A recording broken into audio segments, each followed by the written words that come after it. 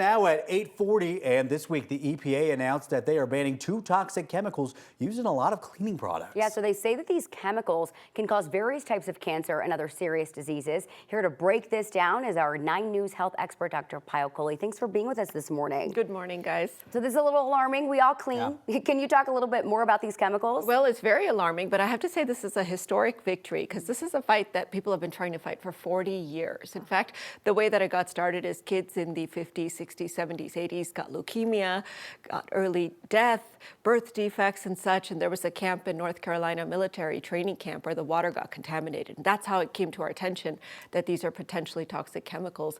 And finally, they've decided to ban these. There's 2 chemicals we're talking about here, TCE and PCE. So trichloroethylene and perchloroethylene. These are chlorinated solvents.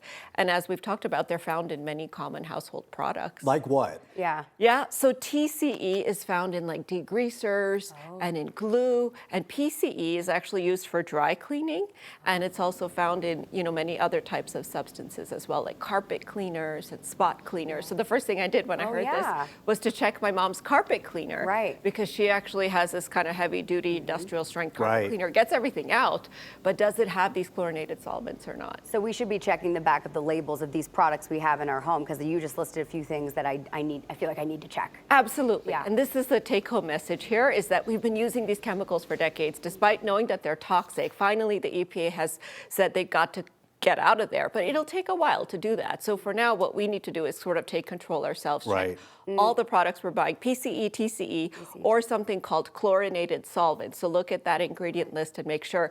And if you get a lot of dry cleaning done, it's time to talk to your dry cleaner as well. I was just going to ask, what should you ask if you do get, because I get my suits dry cleaned. Yes, so you ask them if they use PCE, that's the chemical that they generally use for dry cleaning. And a lot of those home dry cleaning kits as well can have this particular chemical. And these chemicals are linked to cancer, reproductive problems, brain cancer, kidney cancer, all types of things. And we can get exposed to them not just through our clothing, but through our water. Because if you live close to a dry cleaning facility that uses that, or through the skin as well, of course, if you're wearing or touching something. So talk to your dry cleaner about whether they use these chemicals. See if you can instead use something called wet cleaning instead to get your clothes cleaned, or other types of solvents, carbon dioxide based or hydrocarbon solvents instead. And you touched on this, it's going to probably take some time to see these changes, but kind of expand on that a little bit. It is. So TCE, they're saying a year, which is actually pretty fast. They really want to try to get that out there pretty quickly because it's extremely, extremely toxic now that this ruling has been made.